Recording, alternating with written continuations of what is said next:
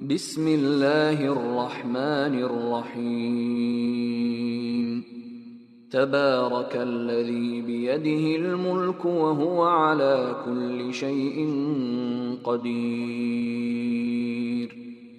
الذي خلق الموت والحياة ليبلوكم أيكم أحسن عملا وهو العزيز الغفور الذي خلق 7 سماوات طباقا ما ترى في خلق الرحمن من تفاوت فارجع البصر هل ترى من فطور ثم ارجع البصر كرتين ينقلب إليك البصر خاسئا وهو حسير ولقد زينا السماء الدنيا بمصابيح وجعلناها رجوما للشياطين وأعتدنا لهم عذاب السعير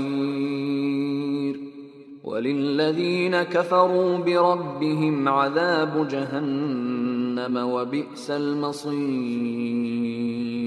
إذا ألقوا فيها سمعوا لها شهيقا وهي تفور تكاد تميز من الغيظ كلما ألقي فيها فوج سألهم خزنتها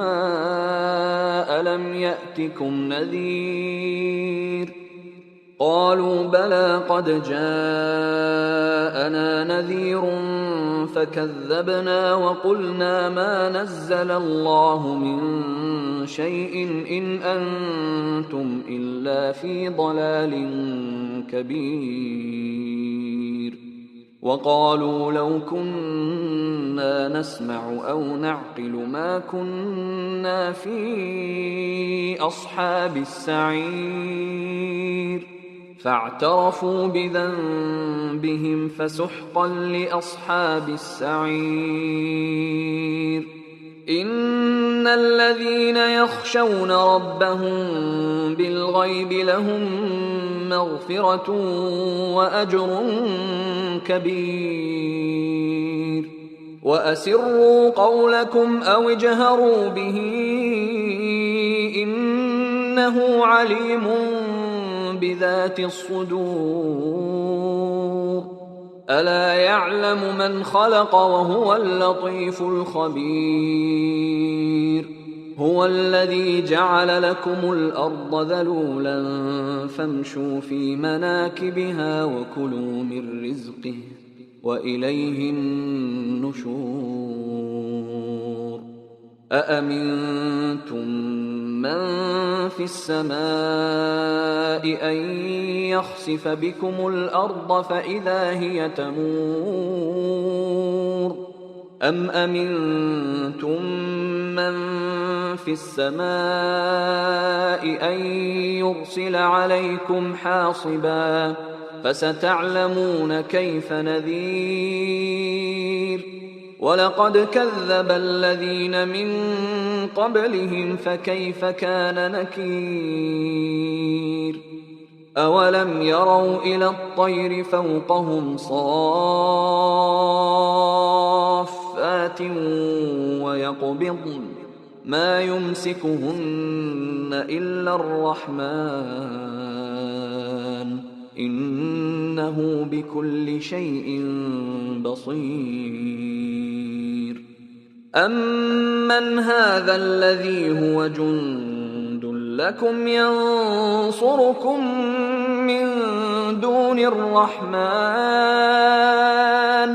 إن الكافرون إلا في غرور أمن هذا الذي يرزقكم إن أمسك رزقه بل لجوا في عتو ونفور أفمن يمشي مكبا على وجهه أهدى أمن يمشي سويا على صراط مستقيم قل هو الذي أنشأكم وجعل لكم السمع والأبصار والأفئدة قليلا ما تشكرون قل هو الذي ذرأكم في الأرض وإليه تحشرون ويقولون متى هذا الوعد إن كنتم صادقين قل إنما العلم عند الله وإنما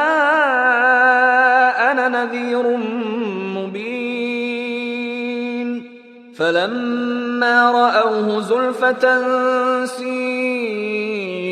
وجوه الذين كفروا وقيل هذا الذي كنتم به تدعون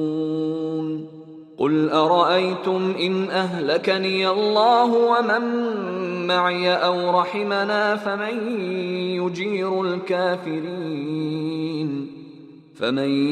يجير الكافرين من عذاب أليم قل هو الرحمن آمنا به وعليه توكلنا فستعلمون من هو في ضلال مبين قل أرأيتم إن أصبح ماؤكم غورا فمن يأتيكم بماء معين